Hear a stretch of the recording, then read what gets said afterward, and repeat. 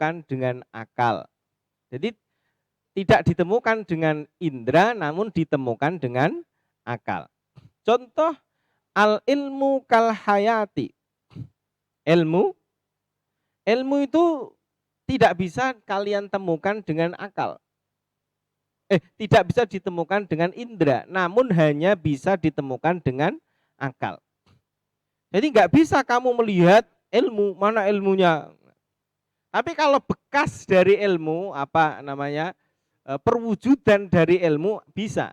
Misal ada orang membuat komputer, membuat aplikasi, membuat tulisan, membuat apa aja, itu adalah implikasi dari ilmu.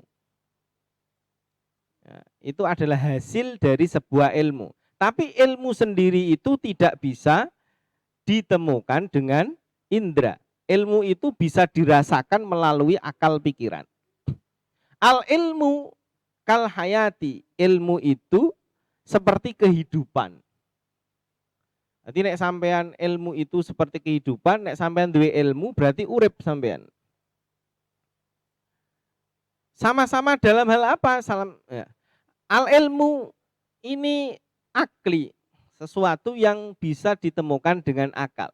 Al hayat juga akli, sesuatu yang bisa ditemukan dengan akal. Kehidupan itu tidak bisa kalian lihat di kehidupan. Tapi kalau orang hidup bisa, kehidupannya itu loh nggak bisa. Tapi bisa ditemukan dengan akal. Adanya orang bergerak dan lain itu menunjukkan adanya kehidupan. Berarti kehidupan itu tidak bisa ditemukan dengan indera, tapi ditemukan dengan akal. Jadi kesimpulannya dalam contoh al ilmu kal hayati, ilmu sebagai musyabbah yang keadaannya bersifat akli, sesuatu yang bisa ditemukan dengan akal. Sedangkan al-hayat juga sama sebagai musyabbah bih yang bisa ditemukan dengan akal. Lanjut pertanyaan contoh yang kedua, al-jahlu kal mauti. Al-jahlu utawi kebodohan, sifat bodoh, kal mautu iku koyo mati, koyo kematian. Sebagaimana ilmu, orang yang punya ilmu, al-jahlu orang yang bodoh, kebodohan ini juga sesuatu yang tidak bisa ditemukan dengan indera. Bisanya hanya ditemukan dengan akal. Al-jahlu kal mauti, koyo kematian. Koyo kematian. Kal mauti koyo kematian.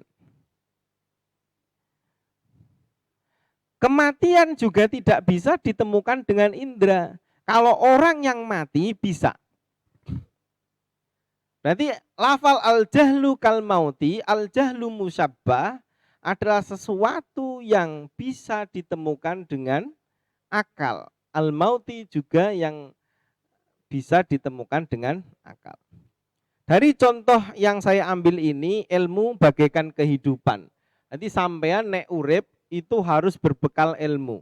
Nek al-jahlu kal mauti. Nek sampean kok sampai hidup dengan kebodohan, berarti podo karo wong mati. Lanjut nomor 3. Ada namanya hissi dan hissi. Ya. Hissi dan hissi. Hissi dan akli. Nomor 3, hissi dan akli. Jadi musyabbah berupa hissi, musyabbah bih berupa akli. Penjelasannya bagaimana? Artinya musyabbah merupakan suatu hal yang bisa ditemukan dengan salah satu panca indera, dan musyabbah bih merupakan sesuatu hal yang bisa ditemukan dengan akal. Contoh, tabibus su'i kal mauti. Tabibus su'i utawi dokter sing elek.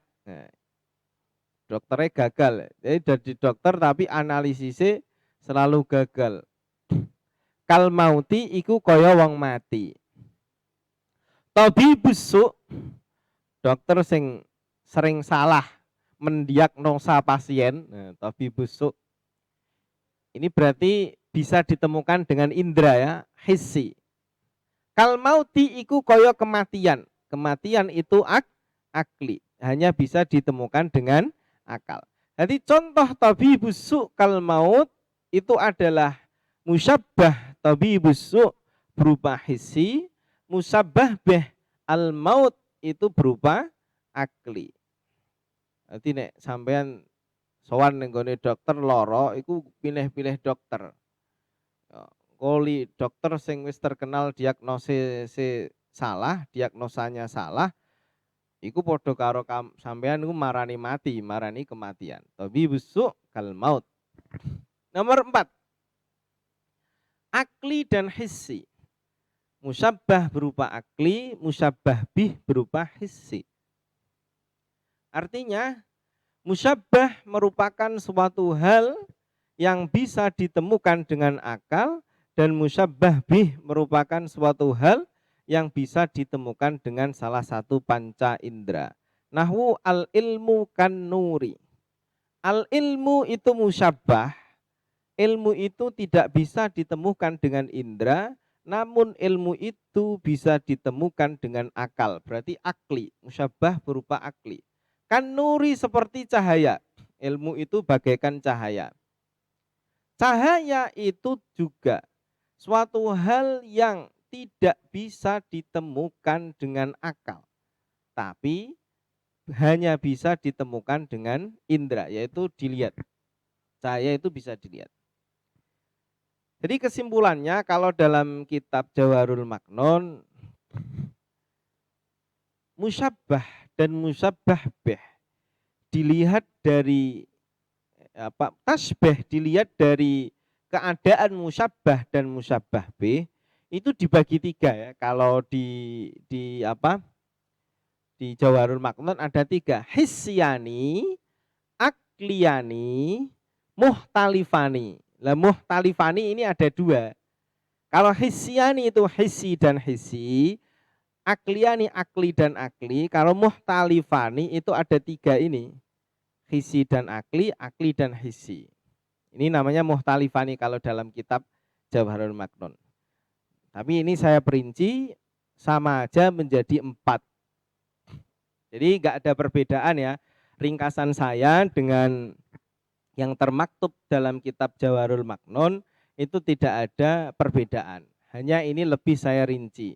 Yaitu kata muhtalifani di dalam kitab Jawharul Maknun itu isinya adalah 2.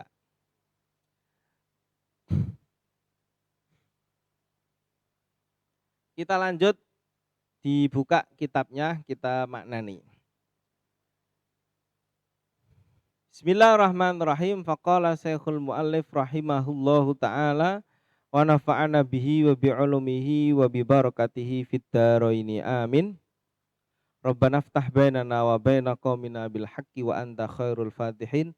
Rabbi syrah li sadri wa yassir li amri wahlul 'uqdatam min lisani yafqahu qawli. Wal wajhu ma yashtarikani fihi wa dakhilan wa kharijan tulfihi. Wal wajhu ma yashtarikani fihi wa dakhilan wa kharijan tulfihi. Kitab Jawharul Maknun itu sidik ning nyelekit, sidik ning keterangane wakih. Ini sak bedok tapi wal wajhu ma yashtarikani fihi wa dakhilan wa kharijan tulfihi. Wal wajhu, sebenarnya tadi kita kemarin sudah bahas musyabbah itu seperti apa, musyabbah bih itu seperti apa. Sekarang kita membahas tentang wajah syabah. Wal wajhu utawi wajah syabah. Wal wajhu utawi wajah syabah. Wal wajhu utawi wajah syabah ma iku sifat. Ma iku sifat yashtarikani kang sekuton, bersekutuan, ada kaitannya. Yashtarikani kang sekuton opo musyabbah dan musyabbah bi yastarikani kang sekuton apa musyabbah dan musyabbah bih sekutone fihi ing dalem ma. Jadi ada kaitannya musyabbah. Jadi wajah sabah itu adalah titik temu antara musyabbah dan musyabbah bih. Titik temu antara musyabbah dan musyabbah bih. Misal si fulan podo karo si fulan dalam hal apa? Dalam hal turune. Berarti turu iku adalah wajah sabah. Titik temu persamaan antara fulan satu dengan fulan kedua. Namanya al-wajhu ma yashtarikani fih. Wadakhilan wa kharijan tulfihi. Ini maknanya dari belakangnya. Tulfi. Tulfi gaweo siro. Ini yang nggak bawa kitab itu biasanya kalau tatap muka saya suruh berdiri ya. Ini kalau nggak bawa kitab saya suruh berdiri karena harga kitabnya itu 1.500 isinya ma'ani bayan badek. Ini kalau sampai nggak punya ini kebangetan. Hanya 1.500 rupiah mempunyai ilmu yang luar biasa. Mempelajari tentang Al-Quran. Kok sampai orang duwe kitabnya pasti tak suruh berdiri ini ya. Ini kalau mau berdiri ya monggo sing ora kitab.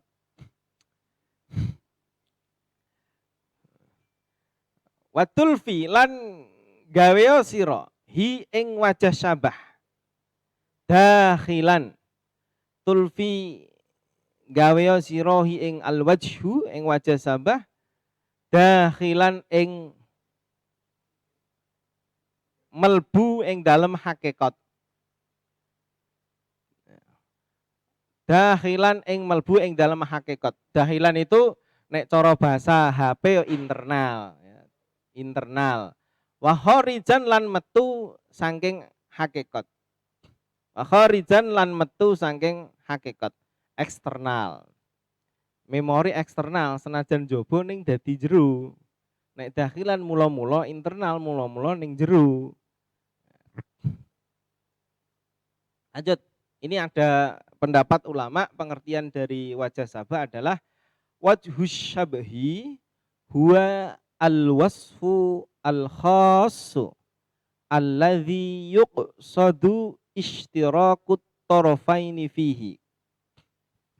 Wajhus syabhi utawi wajah syabah huwa ya wajah syabah al-wasfu iku sebuah sifat al-khassu kang tertentu alladzi yuqsadu kang dituju istirakut tarafaini apa sekutone pucuk loro sekutone musyabbah dan musyabbah bih fihi ing dalem alladzi.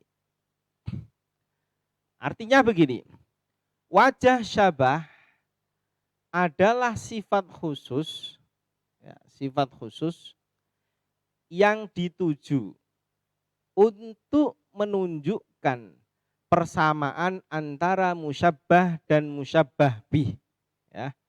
Saya ulang lagi sambil dilihat di layar HP, di layar laptop kalian.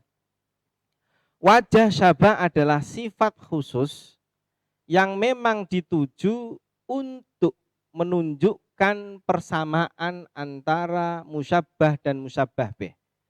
Tapi wajah syabah ini enggak selalu disebut, tidak selalu dilafalkan. Contoh dalam di layar kaca kalian, nahwu Ustadzu Agus kahatimin. Ustadz Agus koyo hatim. Atau ganti Kiai Agus misal. Kiai Agus kahatimin koyo hatim. Ojo jenom Ustadz ae. Ustadz Agus kahatimin. Ustadz Agus itu koyo hatim. Hatim ini adalah orang Kristen sebelum Islam datang. Tapi dermawanannya itu populer hingga sekarang. Jadi hatim itu nek duwe mesti langsung tek. Mergo diwehno didermakan ke orang yang membutuhkan. Ning gaweane akeh, sugih. Jadi punya bisnis besar, tapi kapan duit yang lumpuk langsung diwehno ning gone wong yang membutuhkan. Ya muga-muga aku bar daring iki didajakno Ustadz Agus.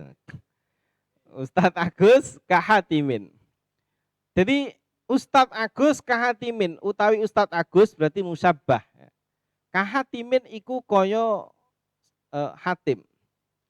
Hatim ini dia anak di putra sahabat.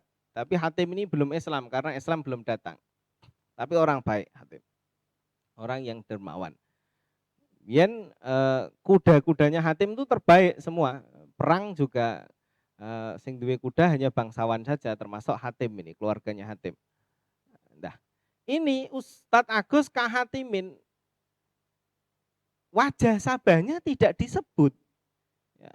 Tapi uang wis populer di bangsa Arab, istilah Hatim kok ono persamaan ning gone Hatim, berarti istilah ini untuk menunjukkan dermawanannya seseorang.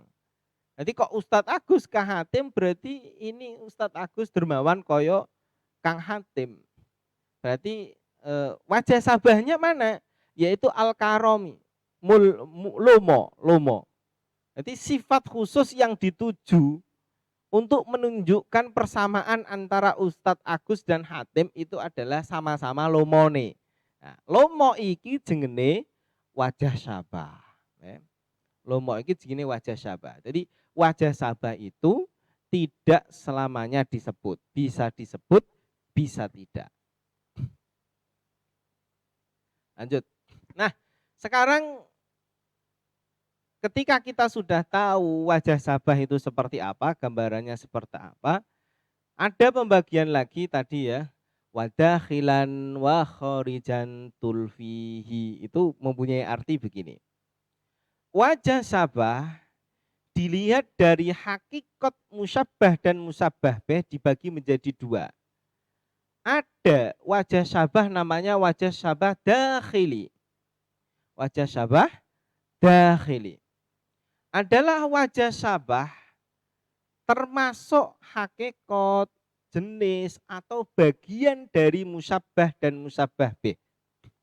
Jadi wajah sabah itu bagian dari musabbah dan musabbah bih. Contoh, hadas saubu kahada. Klambi niki lho, iki podo karo klambi iki. Podo ini dalam hal apa? Filkat nih, podo-podo terbuat dari katun. Katun itu adalah bagian atau bahkan hakikat dari baju ini dan baju ini. Berarti wajah sabah, sifat yang menyamakan antara klambi ini dengan klambi iki, itu adalah hakikat dari sebuah baju, kedua baju itu. Kedua baju itu adalah musabbah dan musabbah bih. Penjelasannya begitu ya, menyamakan baju dengan baju lainnya karena sama-sama dari bahan katun. Bahan katun itu adalah bagian penting bahkan hakikat dari dua baju itu. Nah, contoh tadi Ustadz Agus Kahatimin dalam lomone, lomo itu enggak bagian dari Ustadz Agus. Neng lomo itu adalah sifat yang menempel nenggone jiwane Ustadz Agus atau Hatim. Tapi tidak bagian dari Ustadz Agus dan tidak bagian dari Hatim. Bukan bagian dari musabbah dan musabbah bih. Nomor 2, ya berarti ini dakhili ya. Nomor 1 tadi dakhili berarti internal ya. Internal. Memang dia masuk nenggone komponen musabbah dan musabbah bih. Kalau wajah sabah khariji itu adalah wajah sabah tidak termasuk hakikat, jenis atau bagian dari musabbah dan musabbah bih. Eksternal. Sampai dua memori eksternal itu kan gak bagian dari HP kan. Kalau internal kan masih dalam bagian dari HP. Khariji niku berarti di luar dari HP, eksternal. Memori itu, memori eksternal itu dimasukkan. Tapi ketika sudah dimasukkan berarti memori itu bagian dari HP. Jadi sifat yang nempel ning jero HP. Koyok wajah sabah khariji. Nahu Ustadzu Agus Kal Asadi. Ustadz Agus koyo macan. Koyo macan. Mbuh ning gone apa nih? Mbuh ning gone galake, mbuh ning gone kendele, mbuh ning ngopoe. Nah, ini yang saya contohkan fis syajaati. Syajaah ing dalam kendele. Ustadz Agus koyo macan ing dalam kendele. Ini enggak usah disebut juga enggak apa-apa. Yang jelas pengucap atau mutakalim, orang yang berbicara harus tahu apa maksudnya. Maksud dari menyamakan Ustadz Agus dengan macan itu apa, dalam hal apanya? Oh, fisyajaati yang dalam kendele. Ya. Sajaah itu adalah sifat yang tidak bagian dari dirinya Ustadz Agus, juga tidak bagian dari macan, dari harimau atau macan. Tapi sifat kendel ini ada, sifat pemberani ini ada dalam dirinya Ustadz Agus dan dalam dirinya macan.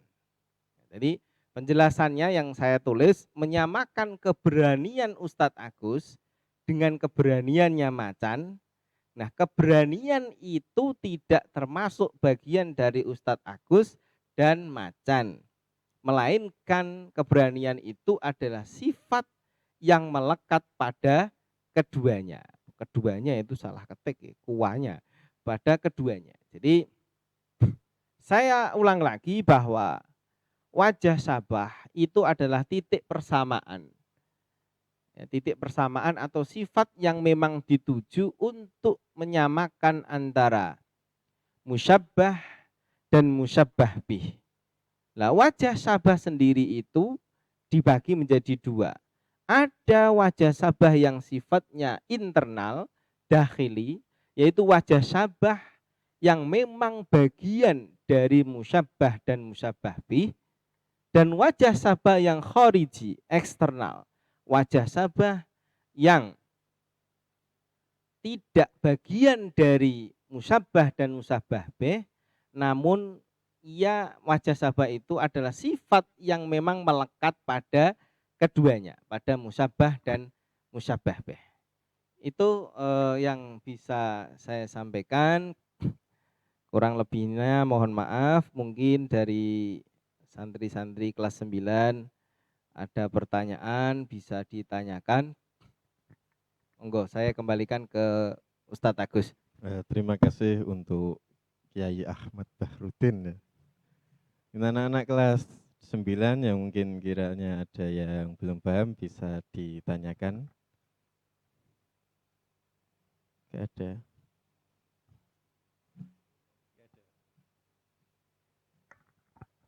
Kalau tidak ada mungkin gimana Pak? Cukup kan Pak? Ya. Ya. Ya karena tidak ada yang pertanyaan yang masuk, maka pembelajaran pada pagi kali ini kami cukupkan. Ya, pulang pagi ya. Untuk Bapak Kiai Ahmad Bahrudin ya, Magister Pendidikan, saya ucapkan terima kasih ya atas penyampaian dan waktunya. Kita akhiri sesi pertemuan pada pagi kali ini. Namun sebelum saya akhiri, saya apabila ada kata-kata